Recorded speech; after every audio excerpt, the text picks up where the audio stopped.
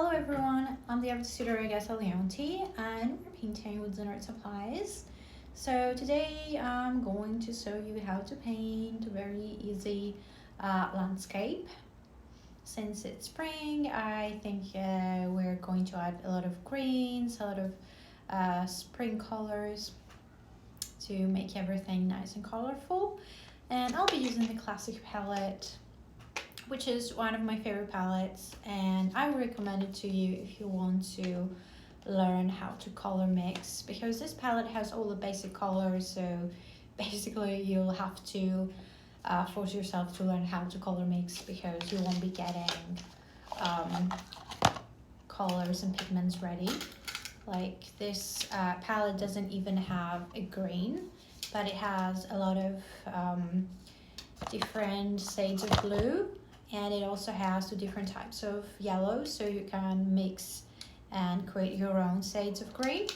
So this is what it looks like on the inside. Here you can see I've made my own green, and it's very easy. So this is a palette that it's very useful for you if you want to learn how to mix every color from the basic colors. Also be using this palette, the classic palette, and I'm using this set of brushes, which are the Parent Collection brushes. This is what it looks like, and some of the brushes I've removed and I keep them separately because are the brushes that I love to use the most, so I keep them elsewhere. So inside my wrap I have this big catstang brush. I love catstang brushes, but I don't use them that often because they're perfect for washes, especially if you're painting on a large scale, and usually I paint on a small scale when I'm painting with watercolors. That's why it's not in the favorites jar, but I really love it. It's a very versatile brush. You can do a lot of things with it. And here I have another large brush. Here is the flat one. Generally I don't use large brushes, but I know that is useful for most people, especially like I said if you're painting on a big scale, because the bigger the scale the larger the brushes that we need. And if you are doing more washes, I'm usually working with details, so I don't do too many heavy washes. But I do love these brushes. I'm using the smaller round brushes of this set, the Squirrel Mix brushes, which are natural hairs, and it also has a few synthetics there as well. This is from the natural brushes. This is a really big round brush, number 11. And here are a few of the flat brushes. So here is a number 4, a really nice flat brush, very soft. And it has a fan brush. Basically it has so many different types of brushes here. It's a very useful set to have, because it has brushes for detail and also for large washes, like I said. And it even has a spatula, so that's also important. Here it is.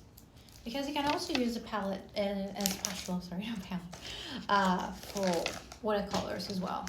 You can do many different techniques with it. So here it is, a Parent Collection brush set, and I'm going to flip my camera around so you can see my table, so we can start painting. So I have selected this Albert card size paper from Art Supplies.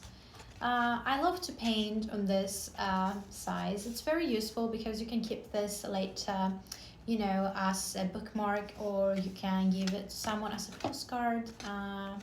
It's very useful to have this scale of painting.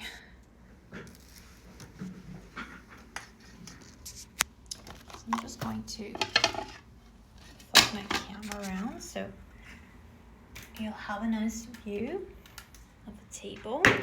Right now it's a bit messy. Sorry, just bear with me. Okay. Here we are.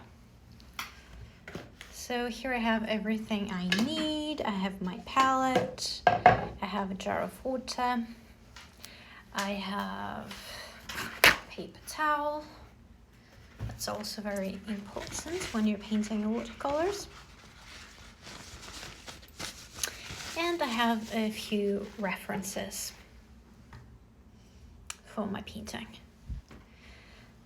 And also another important material is the tape. Some paper tape, that'll be fine. Because we need to keep, you know, what I call paper in place so it won't move around and it won't buckle or wrinkle under the pressure of water. Pretty important. So make sure to stretch on all 4 sides. Okay. Perfect. And make sure to keep the stripes, you know, even, because when you remove this, you're going to have this little white frame around your paper, and make sure it's even.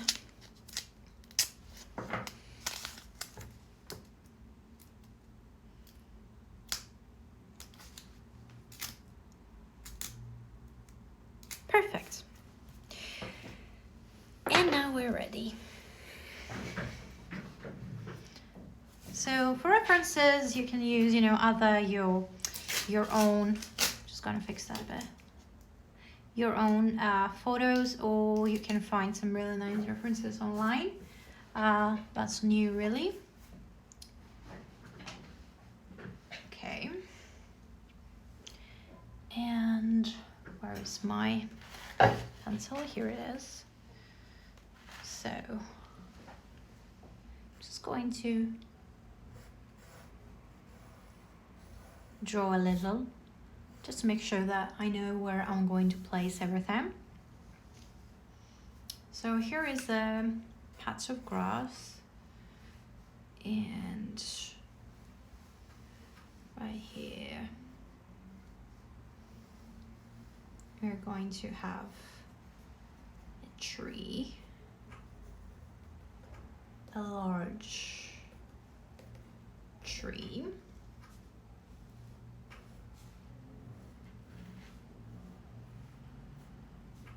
All right, so there it is. And at the back, we're going to have other trees here. Okay, perfect. So this is where we're going to keep everything. And the next step is to mix the colors. I like to mix the colors before I start painting. This way, I don't waste much time, and I'm sure I have the right colors, because as you mix and paint, I also do that, but I pre-mix, you know, most of the colors that I'm going to use the most before. I don't know, I like to keep organized, I guess, but it's not, you know, obligatory or mandatory. I'm going to use this number 3 brush from the Tenor set that I showed you before. This is one of my favorites from the set. It's a small to medium brush. And I'm going to make my own shade of green by mixing the cerulean blue here with the lemon yellow.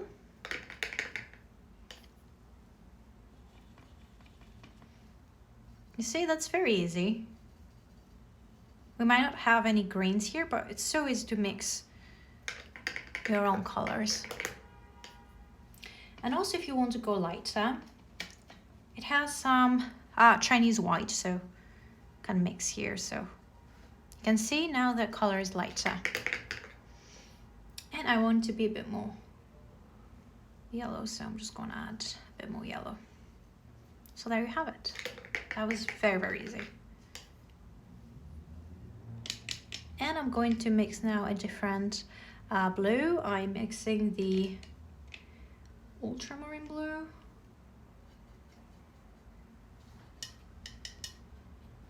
With a phthalo blue.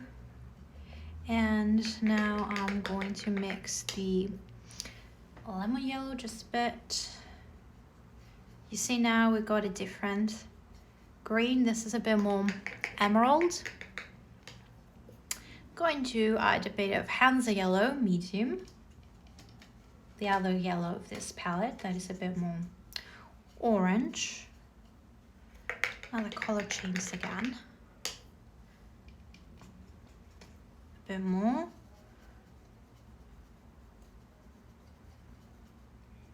This is really nice. And of course, if you want to make the shade a little bit deeper, you can add the lamp black here for the darker areas of this.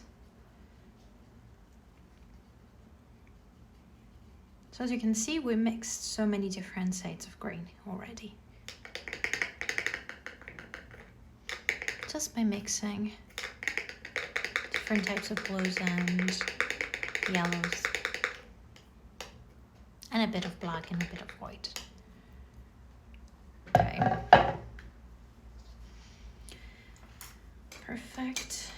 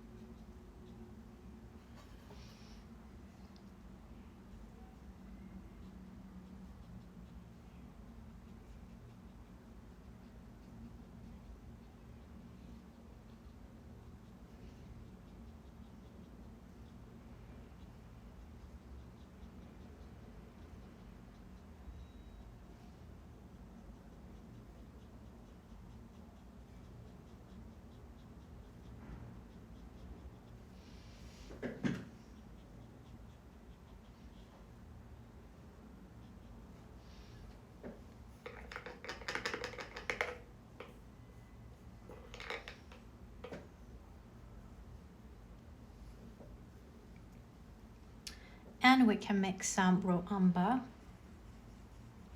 We have here.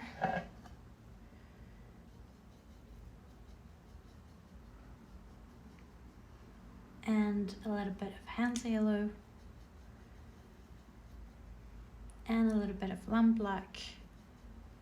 And a bit more of the raw umber.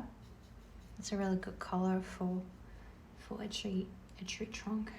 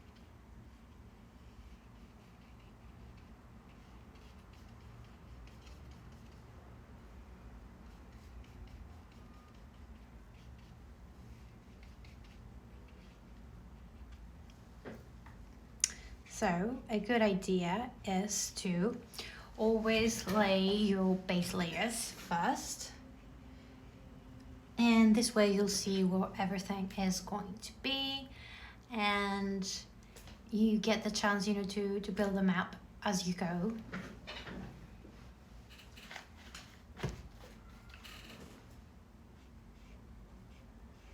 And this way it's less overwhelming.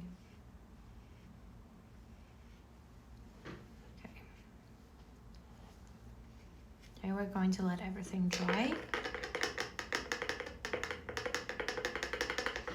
You can use hairdryer to speed up the process.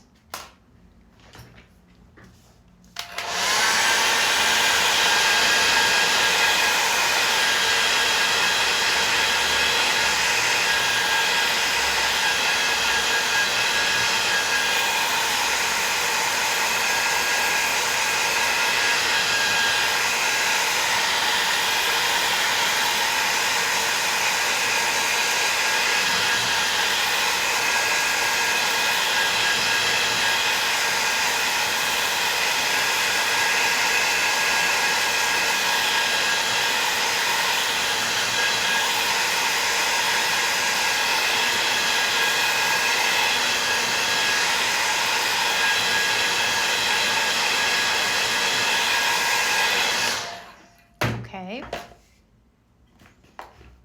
much better.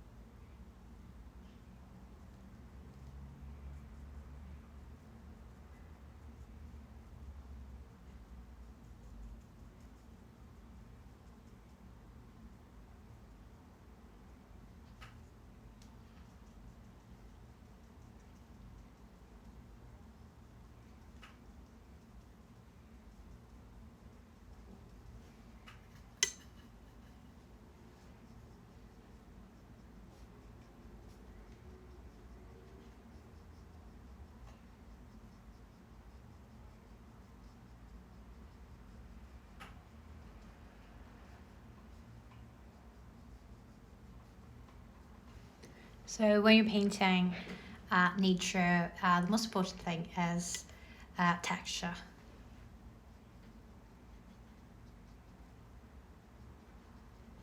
So a tree trunk has a nice texture. I'm just trying to create some texture here at the leaves, and then we're going to add the branches.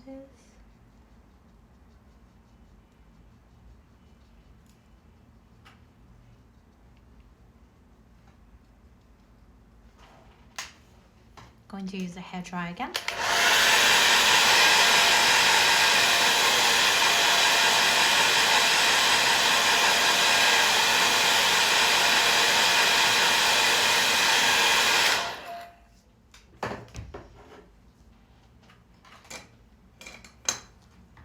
Okay, here is my ring brush.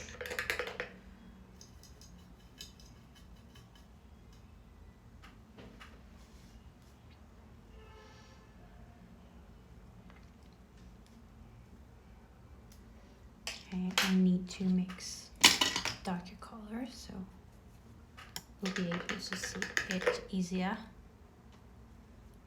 above the leaves. So I'm just mixing again the raw amber with a lump black and a hint of the Hansa yellow.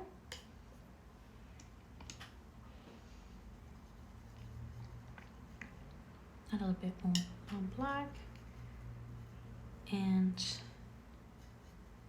raw amber.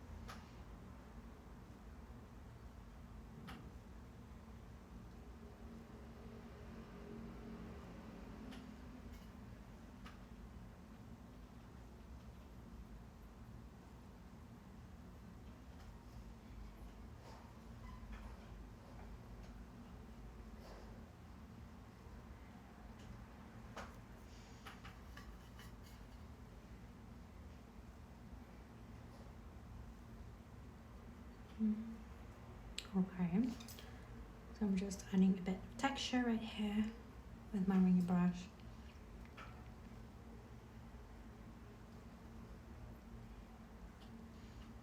And then we're going to add a few flowers as well.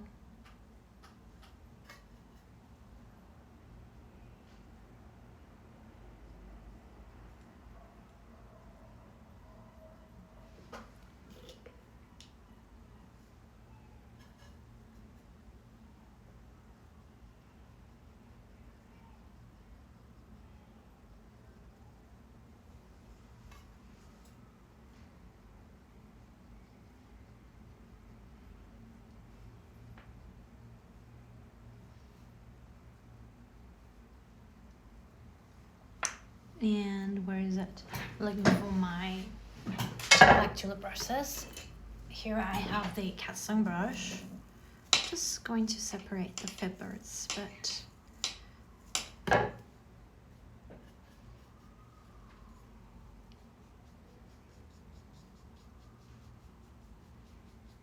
and that instantly gives you some texture.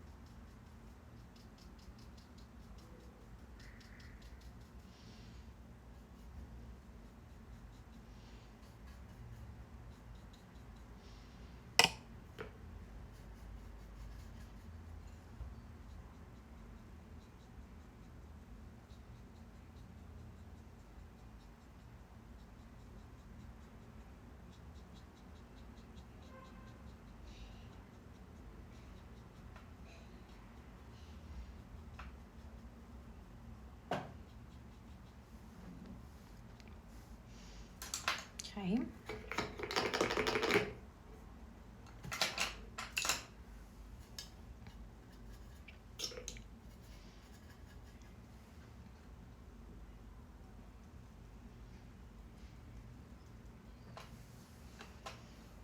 And now I'm going to add some flowers. Okay, what colors we do the flowers? I'm thinking maybe yellow. Some lemon yellow flowers.